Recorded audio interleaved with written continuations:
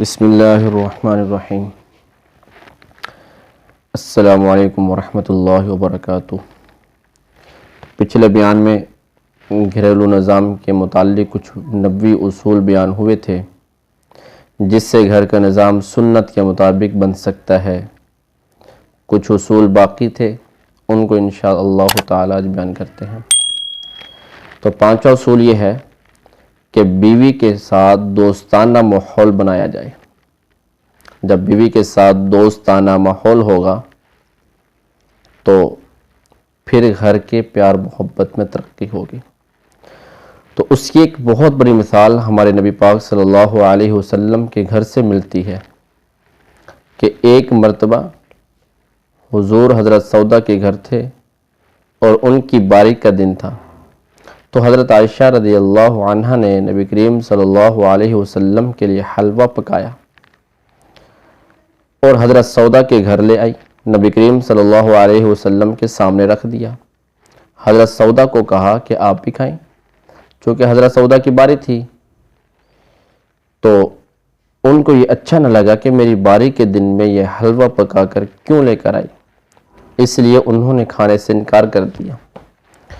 تو اس پر حضرت عائشہ رضی اللہ عنہ نے کہا تم یہ ضرور کھاؤ گی ورنہ میں یہ تمہارے چہرے پر مل دوں گی، لیکن حضرت سودا نے پھر بھی انکار کر دیا، اس حلوے کو نہ کھایا۔ تو حضرت عائشہ رضی اللہ عنہ نے اپنا ہاتھ حلوے میں رکھا اور اس ہاتھ کو ان کے چہرے پر مل دیا۔ تو نبی کریم صلی اللہ علیہ وسلم مسکرانے لگے۔ حضور صلی اللہ علیہ وسلم نے اپنا ہاتھ حضرت عائشہ پر رکھا اور حضرت سودا سے فرمایا تم بھی اس کے ساتھ ایسا ہی کرو، اس کے چہرے پر لگا دو۔ تو انہوں نے بھی ان کے چہرے پر لگا دیا۔ حضور صلی اللہ علیہ وسلم دوبارہ پھر مسکرانے لگے۔ تو نبی پاک صلی اللہ علیہ وسلم اپنی بیویوں کے ساتھ اس طرح بے تکلف و دوستانہ ماحول میں رہتے تھے۔ اسی طرح حضرت صفیہ بنت حیی فرماتی ہیں کہ حجۃ الوداع کے موقع پر آپ صلی اللہ علیہ وسلم اپنی ازواج مطہرات کو ساتھ لے کر گئے تھے، تو راستے ہی میں تھے کہ سفر کے دوران حضرت صفیہ کا جو اونٹ تھا اس نے بتکنا شروع کر دیا۔ ان کی سواری سب سے عمدہ تھی، وہ رونے لگی۔ اتنے میں نبی کریم صلی اللہ علیہ وسلم تشریف لائے، فجعل یمسح دموعها بیدہ، تو آپ اپنے دست مبارک سے ان کے آنسوں کو صاف کرنے لگیں۔ وجعلت تزداد بکاء، حضرت صفیہ مسلسل رونے لگیں۔ وہو ینہاہا، اور آپ صلی اللہ علیہ وسلم ان کو چپ کرواتے رہے۔ تو یقیناً یہ عاجزی کی بہت بڑی مثال ہے۔ چھٹا اصول یہ ہے کہ شوہر کو بیوی کا مزاج شناس ہونا چاہیے کہ میری بیوی کا کیا مزاج ہے۔ اپنی بیویوں کے بارے میں، ان کے مزاج کے بارے میں معلوم ہونا چاہیے۔ حضرت عائشہ رضی اللہ عنہ فرماتی ہیں کہ ایک دن نبی کریم صلی اللہ علیہ وسلم نے حضرت عائشہ سے فرمایا کہ جب تم مجھ سے ناراض ہوتی ہو یا راضی ہوتی ہو تو مجھے پتہ چل جاتا ہے۔ حضرت عائشہ نے پوچھا وہ کیسے؟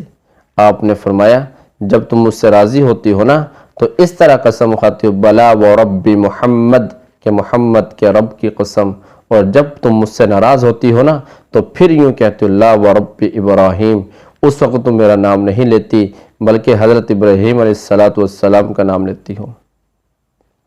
حضرت عائشہ رضی اللہ عنہ نے عرض کیا کہ میں صرف آپ کا نام ہی تو چھوڑتی ہوں، اس کے علاوہ اور کچھ نہیں چھوڑتی۔ تو کیا محبت ہے کہ بیوی کے مزاج کو پہچاننا سنت نبوی ہے۔ ساتواں اصول یہ ہے کہ بیوی کو ہدیہ اور تحفے دیتے رہنا۔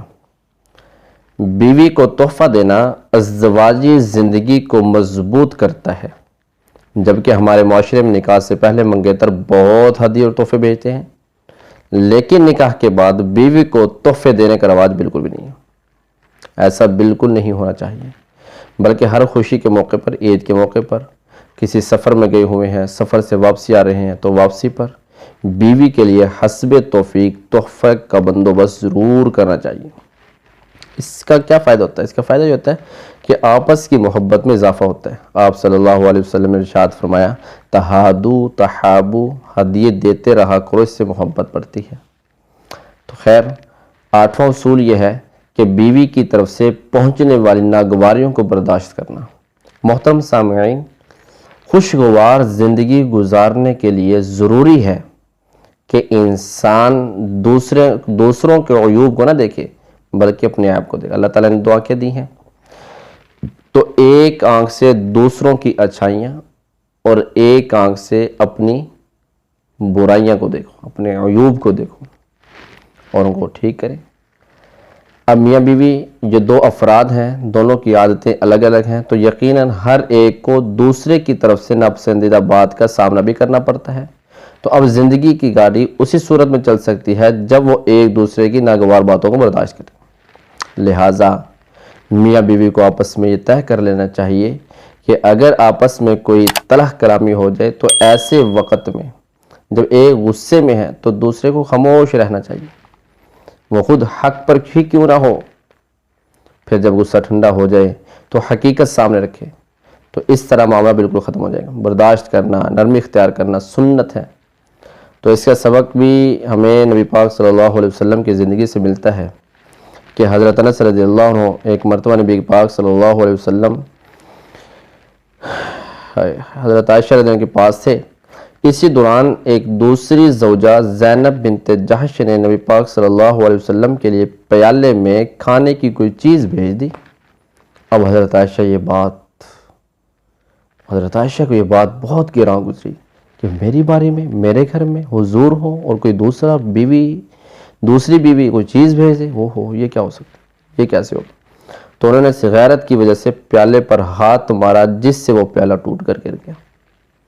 اب اگر کوئی شخص ہوتا تو بیوی کی اس حرکت پر یقیناً غصہ کرتا، اس کو ڈانٹ ڈپٹ کرتا، لیکن یہاں تو سرکار دو عالم صلی اللہ علیہ وسلم تھے جو تمام جہانوں کے لیے رحمت۔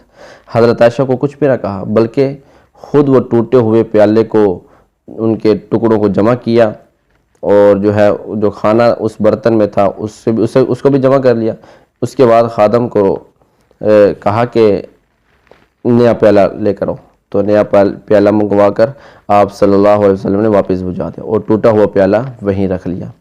یہ تھی نبی پاک صلی اللہ علیہ وسلم کی شفقت، رحمت۔ اللہ اکبر کبیرہ۔ اگلا اور آخری اصول جو سب سے اہم ہے وہ یہ ہے کہ بیوی کی دینی تربیت کی جائے، بلکہ یہ تربیت تو جسمانی تربیت سے زیادہ ضروری ہے۔ ہم مرد حضرات اس معاملے میں بہت سستی کرتے ہیں۔ ہم یہ سمجھتے ہیں کہ بیوی کو خرچہ دے دیا، اس کی ضروریات کو پورا کر دیا، اس کے کپڑے لا دیے، اس کو کھانے کے لیے دیا، بس یہ ذمہ داری، اس کے بعد ذمہ داری ختم۔ بھائی کیا کر رہے ہیں؟ ارے نہیں، ابھی کہاں؟ قرآن میں اللہ جل شانہ فرما رہے ہیں، یا ایھا الذین آمنوا قوا انفسکم واہلیکم نارا۔ تو اس آیت کے اندر اہلیکم کا جو لفظ ہے، اس سے مراد اپنے گھر والیاں ہی ہیں۔ ان کو دین کی باتیں سکھلاؤ۔ بہرحال یہ آخری بات ہم سب غور کریں، کیونکہ انسان خود متقی ہو جائے، دیندار بن جائے اور اپنے گھر والوں کی خیر خبر نہ لے تو یہ اس کی نجات کے لیے ہرگز کافی نہیں ہوگا۔ وما علینا الا البلاغ المبین۔ السلام علیکم ورحمۃ اللہ وبرکاتہ۔